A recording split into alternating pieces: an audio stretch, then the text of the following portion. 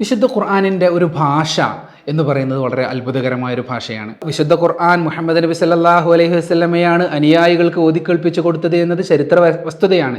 അതിന് ആർക്കും നിഷേധിക്കുക സാധ്യമല്ല. മുഹമ്മദ് നബിക്ക് മുൻപ് ഖുർആൻ ഇല്ല. മുഹമ്മദ് നബിയുടെ കാലത്ത് തങ്ങൾ ഓതിയത് അനുയായികൾ കേട്ട് പിൽക്കാലത്ത് എഴുതി വെച്ചതാണ് വിശുദ്ധ ഖുർആൻ എന്ന ചരിത്ര യാഥാർത്ഥ്യത്തെ നിഷേധിക്കാൻ ആർക്കും സാധിക്കുകയില്ല. അപ്പോൾ പിന്നെ എന്തൊക്കെയാണ് ഖുർആൻ, ആരാണ് അതിൻ്റെ ഉറവിടം, ആരിൽ നിന്നാണ് അത് വന്നത് എന്ന ചോദ്യത്തിന് സാധ്യമായ ഉത്തരങ്ങൾ: ഒന്ന്, മുഹമ്മദ് നബി സല്ലല്ലാഹു അലൈഹി വസല്ലമ അല്ലാത്ത ഒരു അറബിയാണ്, അല്ലെങ്കിൽ ഒരു അനറബിയാണ്, അല്ലെങ്കിൽ മുഹമ്മദ് നബി സല്ലല്ലാഹു അലൈഹി വസല്ലമയാണ്, അല്ലെങ്കിലോ അള്ളാഹുവാണ്. ഈ നാലാലൊരു സാധ്യത മാത്രമേ ബുദ്ധിപരമായി ശരിയാകൂ. ഒരിക്കലും മുഹമ്മദ് നബിയുടെ മുൻപ് ജീവിച്ച ഒരാളുടേതാകില്ല. കാരണം അതിനു മുൻപ് ആരും ഖുർആനിന് കേട്ടിട്ടില്ല. എങ്കിൽ പിന്നെ ഒന്നാമത്തെ സാധ്യത നമുക്ക് നോക്കാം. ഇത് ഒരു അനറബിയാണോ? വിശുദ്ധ ഖുർആനിൻ്റെ സവിശേഷത തന്നെ അതിൻ്റെ അറബി ഭാഷാ സാഹിതീയതയുടെ അനനുകരണീയമായ പ്രയോഗമാണ്. അതുകൊണ്ട് ഒരു അനറബിക്ക് ഒരിക്കലും ഇത് സാധ്യമല്ല. ആ ഓപ്ഷൻ തള്ളിപ്പോയി. രണ്ടാമത്തേത്, ഇത് അറബിയാണോ? മുഹമ്മദ് നബി അല്ലാത്ത ഒരു അറബിയാണോ? മുഹമ്മദ് നബി അല്ലാത്ത ഒരു അറബിയാണ് വിശുദ്ധ ഖുർആനിനെ അവതരിപ്പിച്ചത് എങ്കിൽ അങ്ങനെ ഒരു വ്യക്തിത്വത്തെ ചരിത്രത്തിൽ നാം കാണണ്ടേ? അങ്ങനെ ആരെയും നാം കാണുന്നില്ലല്ലോ.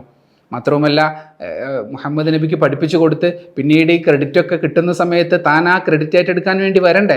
ഇത് മുഹമ്മദ് നബിയല്ല, ഇത് ഞാൻ പറഞ്ഞു കൊടുത്തതാണ് എന്ന് ആരോടെങ്കിലും പറയണ്ടേ? അത് പിൽക്കാലക്കാർ ആരെങ്കിലും ഉദ്ധരിക്കണ്ടേ? അങ്ങനെയൊന്നും സംഭവിച്ചിട്ടേ ഇല്ല.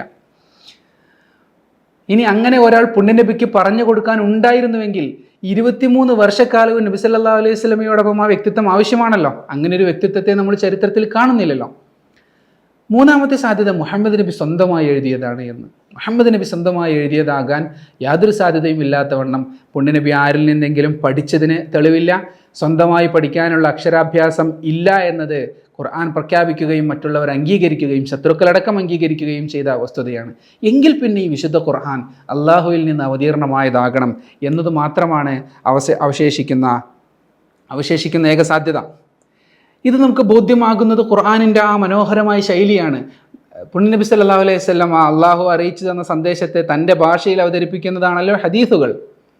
ഹദീസുകളുടെ ശൈലി ഒന്ന് വ്യത്യസ്തമാണ്, വിശുദ്ധ ഖുർആനിൻ്റേത് വ്യത്യസ്തമാണ്. ഒരിക്കലും ഈ ഭാഷകൾ കൂടിക്കലരുന്നില്ലല്ലോ. പുണ്യനബിയുടെ ശൈലി, സവിശേഷമായ ശൈലി നമുക്ക് ഹദീസിൽ കാണാം. എന്നാൽ വിശുദ്ധ ഖുർആനിൻ്റെ ശൈലി അതല്ല. അപ്പോൾ ആളുകൾ പറയും, അതങ്ങനെയല്ലേ, ONV കുറിപ്പ് വീട്ടിൽ സംസാരിക്കുന്ന പോലെയല്ലല്ലോ കവിത എഴുതുമ്പം ഭാഷ മെച്ചപ്പെടുത്താൻ ശ്രമിക്കുമല്ലോ. എന്നാൽ അങ്ങനെ ഒരു ശ്രമം പുണ്യനബിയുടെ ജീവിതത്തിൽ നാം കാണുന്നില്ലല്ലോ. ഏതൊരു സർഗാത്മക സൃഷ്ടിയുടെ കർത്താവും തൻ്റെ കൃതിയുടെ ഭാഷ മെച്ചപ്പെടുത്താൻ ശ്രമിക്കും, വാക്കുകൾ മാറ്റി ഉപയോഗിക്കാൻ ശ്രമിക്കും, പദപ്രയോഗം വ്യത്യാസപ്പെടുത്താൻ ശ്രമിക്കും. പക്ഷെ സമാനമായ ഒരു ശ്രമം പുണ്യനബിയുടെ ജീവിതത്തിൽ നാം കാണുന്നേയില്ല.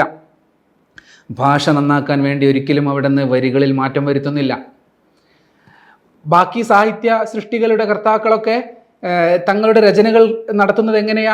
ഒരുപാട് ആലോചിച്ച് സാഹിതീയ ഭംഗി ഒപ്പിച്ച് അങ്ങനെയൊക്കെയാണ് കൃതികൾ രചിക്കുന്നത്. പുണ്യനബി ആകട്ടെ സാഹിതീയതയോ സർഗാത്മകതയോ ഒരിക്കലും ഒരു മനുഷ്യനിൽ പ്രവർത്തിക്കാൻ സാധ്യതയില്ലാത്ത സമയങ്ങളിൽ പോലും അള്ളാഹുവിൻ്റെ വചനങ്ങൾ അവിടെ നിന്ന് പാരായണം ചെയ്യുന്നുണ്ട്. എപ്പോഴൊക്കെ? പനിച്ചു വിറച്ച് കിടക്കുമ്പോഴാണ്, പുതച്ചു മൂടി കിടക്കുമ്പോഴാണ് യാ യുഹൽ മുദ്ദസിർ ഖും ഫഅൻദിർ എന്ന വിശുദ്ധ ഖുർആനിൻ്റെ രണ്ടാമത് അവതീർണമായ സൂറത്തുൽ മുദ്ദസിർ പാരായണം ചെയ്യുന്നത്.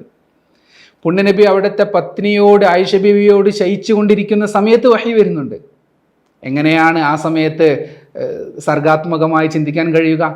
അവിടുന്ന് യുദ്ധം കൊടുമ്പിരി കൊള്ളുന്ന സമയത്ത് വിശുദ്ധ ഖുർആൻ വചനം അനുയായികൾക്ക് പാരായണം ചെയ്തു കൊടുക്കുന്നുണ്ട്. എങ്ങനെയാണ് ആ ഭയവിഹ്വലമായ സമയത്ത്, ഒരു സാധാരണ മനുഷ്യനാണെങ്കിൽ ഭയപ്പെടുമല്ലോ, ആ സമയത്ത് സർഗാത്മകത വർക്ക് ചെയ്യുക? തൻ്റെ വിടവാങ്ങൽ പ്രസംഗം പോലെ വൈകാരികമായ നിമിഷത്തിൽ അറഫ മൈതാനിയിലെ ഖുത്ബത്തുൽ വദാഇന്റെ സമയത്ത് അൽയൗമ അക്മൽതു ലക്കും ദീനക്കും വഅത്മംതു അലൈക്കും നിഅമതി വറദീതു ലക്കും അൽ ഇസ്ലാമ ദീന എന്ന വിശുദ്ധ ഖുർആൻ ഇസ്ലാമിൻ്റെ സമ്പൂർണതയെ, ആശയപൂർത്തീകരണത്തെ സൂചിപ്പിക്കുന്ന വചനം ഇറങ്ങുന്നത് ആ സമയത്താണ്.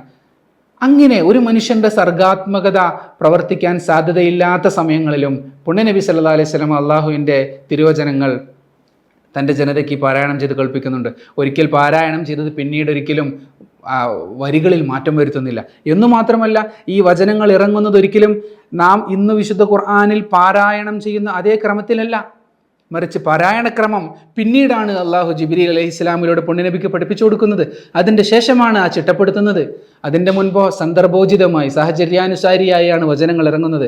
പല സമയത്ത്, പല വർഷങ്ങളിൽ, പല സന്ദർഭത്തിൽ ഇറങ്ങിയ വചനങ്ങൾ അതെല്ലാം അള്ളാഹു തന്നെ കൃത്യമായി ക്രോഡീകരിക്കുമ്പോൾ മനോഹരമായൊരു കോർവ സാധ്യമാകുന്നുവെങ്കിൽ ഇത് എങ്ങനെയാണ് ഒരു മനുഷ്യനെ സ്വന്തമായി നിർമ്മിക്കാൻ കഴിയുക? ഒരിക്കലും കഴിയില്ലല്ലോ.